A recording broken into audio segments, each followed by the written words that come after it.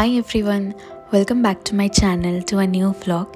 এটা আগের বছরে করা আমার একদম শেষ ভ্লগ, বাট শেয়ার করতে একটু লেট হয়ে গেল। আমি এটা নতুন বছরে শেয়ার করছি। ইউজুয়ালি না ওই ক্রিসমাস বা নিউ ইয়ার ডেজগুলোতে সব জায়গাগুলো এত বেশি ওভার ক্রাউডেড থাকে, আমি ওই দিনগুলোকে অ্যাভয়েডই করি বাইরে বেরোনোর থেকে। আগে থেকেই আমি প্ল্যান করেছিলাম যে মাঝামাঝি কোনো উইকেন্ডে একটা শান্ত দিন দেখে দুজনে একটু বেরোবো, কিছুটা টাইম স্পেন্ড করবো বা কোথাও একটু দূরে ঘুরতে যাব। তো কোথায় যাই, কারণ কি একদিনেরই ঘোরা, বেশি দিন স্টে করতে পারবো না, কারণ কয়েকদিন আগেই ঘুরিয়ে এসেছি বাড়ি থেকে। তো আমার একটা কলিগ আমাকে সাজেস্ট করেছিল যে এখানে একটা জুওলজিক্যাল পার্ক আছে, ওইখানে যেতে পারো, তোমার ভালো লাগবে, কারণ এখানে না সাফারি, মিউজিয়াম, জু সব কিছু একসাথে রয়েছে। অ্যান্ড অনেস্টলি স্পিকিং, আমি না সেই ছোট্টবেলার পরে আবার প্রথমবার জুয়ে যাচ্ছি। ছোটোবেলায় তো অনেকবারই গেছি আলিপুর জুতে, বাট আমি এতটাই ছোট ছিলাম, আমার ওখানকার কোনো মেমোরি, পিকচার্স, নাথিং, কিচ্ছু নেই আমার কাছে। আমি আজকে দিনটার জন্য না ভীষণ এক্সাইটেড। ন্যাচারালি যেহেতু উইকেন্ড, তার উপর শীতকাল আর পুরো ক্রিসমাসের উইকেন্ডটা চলছে, সবাই ঘুরতে এসছে, তাই আজকে এখানেও ভীষণ রাশ ছিল। ম্যাক্সিমাম ভিড়টা এখানে ছিল স্কুল স্টুডেন্ট বা কোনো কলেজ থেকে এসেছে বা কেউ ফ্যামিলি পিকনিক করতে এসেছে। বাড়িতে থাকলে না আমাদের কাজিনসদের এই নিউ ইয়ারের ইভিনিংয়ে বা ক্রিসমাসে আমাদের একটা ম্যান্ডেটারি পিকনিক হতোই, যেটা এই বছর আর পসিবল হয়ে ওঠেনি, কারণ কি সবাই সবার কাজের জন্য বিজিও রয়েছে, আর সবাই আলাদা আলাদা মানে দূরে দূরে সবাই থাকছে। তো এই বছর আমরা কেউ সেটা অ্যারেঞ্জ করে উঠতে পারিনি। আর এই বছর তো আমি কোনো পিকনিকেও যেতে পারিনি। একটা পিকনিক হয়েছিল আমার অফিস থেকে, বাট দ্যাট টাইম আমি বাড়িতে ছিলাম ছুটিতে, তাই তখন আর গিয়ে উঠতে পারিনি। আজকে আমি ঠিক করেছি যে এখানেই দুজনে মিলেই পিকনিক করব। তো সকালবেলা আমরা বেরিয়ে গেছিলাম ওই 9:30 নাগাদ।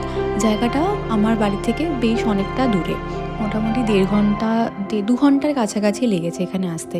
বাট এখানে এসে আমার এত ভালো লাগছিল, চারিদিকে এত হ্যাপেনিং ছিল। আমি জানি এই বয়সে এসে জু দেখে এত ওভার এক্সাইটেড হওয়াটা একটু উইয়ার্ড, বাট ঠিক আছে, ইটস ওকে। এইখানে আমার যেটা বেস্ট পার্ট লেগেছে, ম্যাক্সিমাম মানে সব কিছু তো পসিবল নয়, বাট ম্যাক্সিমাম অ্যানিমালসরাই না পুরো খোলামেলা ছিল, মানে কোনো মানে কী বলবো, কোনো খাঁচা বা কোনো একটা বদ্ধ এরকম জায়গা ছিল না যেখানে ওরা সবসময় ছিল। মানে আর আজকে এখানে ওয়েদারটাও ভীষণ ভালো, এখানে না গরম না ঠান্ডা, এত ভালো একটা প্লেজেন্ট ওয়েদার ছিল না, সারাদিন ঘুরেও খুব ভালো লেগেছে। এখানে টয় ট্রেনও ছিল, আমি টয় ট্রেনে যাইনি, কারণ কি বেসিক্যালি এখানে করার কিছু নেই, শুধু টয় ট্রেনে তোমাকে উঠিয়ে পুরো জুটা ঘোরাবে। যেহেতু জুটা অনেক বড়, যারা একটু ছোট বেবি নিয়ে আসে বা একটু এজড, তাদের পক্ষে ঘুরে দেখাটা একটু প্রবলেমেটিক হবে। আমি এখানে বুক করেছিলাম জঙ্গল সাফারি, যেটার জন্য আমাদের এখানে ওয়েট করতে হচ্ছিল। 20 to 25 পিপল কাউন্ট করেছিল আর কি, পার হেড কাউন্ট করে ওর একটা বাস বা একটা নর্মাল গাড়ি করে সবাইকে আলাদা আলাদা করে পাঠাচ্ছিল। তো আমি আমার টার্নের জন্য এখানে ওয়েট করছিলাম। তো এই জঙ্গল সাফারির যেটা মেন অ্যাট্রাকশন, সেটা হলো ওরা ফার্স্টে বলেছিল যে এখানে তোমাদের ভিতরে মানে একটা গাড়ির মধ্যে থাকতে হবে, আর পুরো জায়গাটার মধ্যে যত অ্যানিমালস রয়েছে ওরা পুরো খোলা থাকবে। বাট আমি গিয়ে দেখছি এখানে অন্যই গল্প, কারণ কি যাওয়ার পরেও দেখছি সে খাঁচার ভিতরেই বাঘ, সিংহ সবাই রয়েছে। আমি জানি না কেন ওরা খোলা জায়গা পাওয়া সত্ত্বেও বাইরে বেরোয়নি। ওদের কিন্তু ইজিলি অ্যাক্সেস ছিল বাইরে আসার, বাট ম্যাক্সিমাম সবাই না ভিতরেই ছিল। শুধুমাত্র এই হোয়াইট টাইগার, ও না ভীষণ কিউট, মানে ওকে তো দেখে টাইগার লাগছিলই না, মানে একদম ছোট্ট বেবি ক্যাটের মতো, ওই একমাত্র এখানে বাইরে বেরিয়েছিল।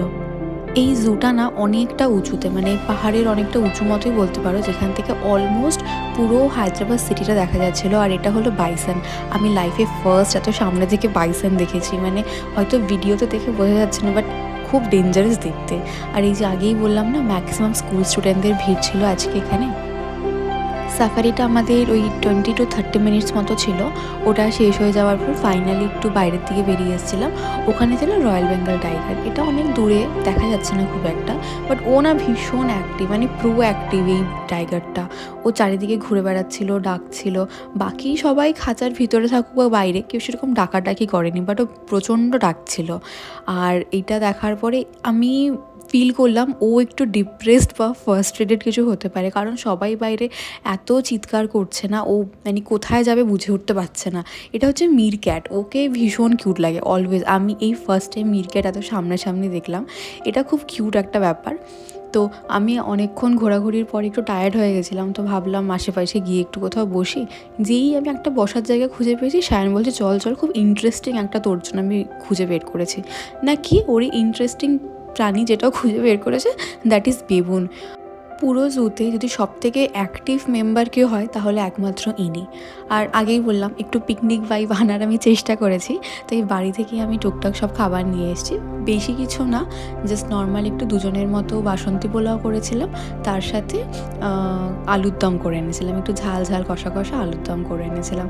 দুজনে আমরা একটা ছোট্ট গেট টুগেদার বলতে পারো, বা পিকনিক মতো আর কি এখানে কাটিয়েছি। বেশ ভালোই গেছে আমার সেদিনের দিনটা।